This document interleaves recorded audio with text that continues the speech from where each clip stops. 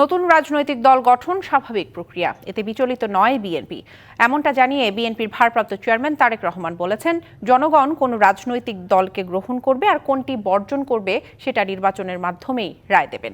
ছাত্রদলের ৪৬তম প্রতিষ্ঠা বার্ষিকীর আলোচনায় ভার্চুয়ালি যোগ দিয়ে তিনি আরও বলেন, যারা জনগণের মুখোমুখি হতে ভয় পায় তারাই নির্বাচন আয়োজনের বাধার সৃষ্টি করছে।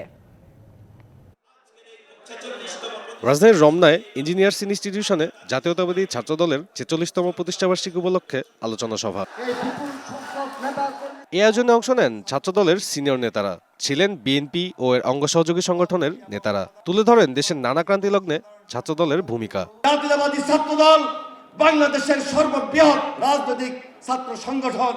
যেই ছাত্র সংগঠনের ঐতিহ্য এবং গৌরবের সঙ্গে আমরা সবাই জড়িত, আমাদের কমিটমেন্ট জড়িত, আমাদের রাজনীতি জড়িত।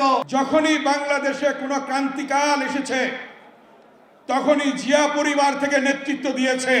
এ সময় বিএনপি মহাসচিব বলেন, আবারও বিএনপিকে ভেঙে ফেলার চক্রান্ত চলছে, সেটা সফল হতে দেবে না জনগণ। কিন্তু আজকে দুর্ভাগ্যজনকভাবে বাংলাদেশে আবার সেই চক্রান্তের খেলা শুরু হয়েছে, যেটা অতীতে হয়েছে বহুবার, যারই ফলে আমরা আমাদের শহীদ প্রেসিডেন্ট রহমান সাহেবকে হারিয়েছি, যারই ফলে দেশনেত্রী বেগম খালেদা জিয়াকে ৬ বছর কারাগারে থাকতে হয়েছে, যারই ফলে আজকে আমাদের নেতা তারেক রহমান সাহেবকে এখনো পর্যন্ত বিদেশে থাকতে হচ্ছে। ভার্চুয়ালি যুক্ত হয়ে বিএনপির ভারপ্রাপ্ত চেয়ারম্যান বলেন, দেশের বিদ্যমান পরিস্থিতিতে সংস্কারের পাশাপাশি নির্বাচন অনিবার্য।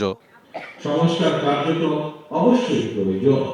এ কারণে অন্তর্বর্তীকালীন সরকার হয়তো তাদের দৃষ্টিতে অনেক বড় বড় সংস্কার কর্মসূচি হাতে নিয়েছে। তবে এইসব সংস্কার কর্মসূচির আড়ালে জনগণের নিত্যদিনের দুর্দশা উপেক্ষিত থাকলে জনগণ হয়তো খোদ সরকারের সংস্কার দাবি নিয়ে মুখ খুলতে বাধ্য হবে।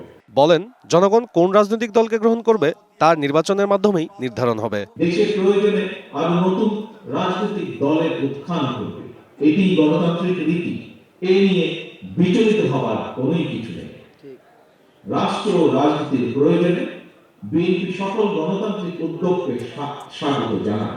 জনগণ কোন রাজনৈতিক দলকে গ্রহণ করবে কিংবা বর্জন করবে, নির্বাচনের মাধ্যমে সেই রায় দেবে জনগণের আদালত।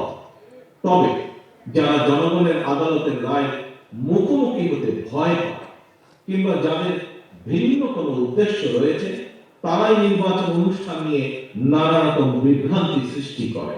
নেতাকর্মীদের মানসিকভাবে নির্বাচনের প্রস্তুতি নেওয়ারও তাগিদ দেন তারেক রহমান।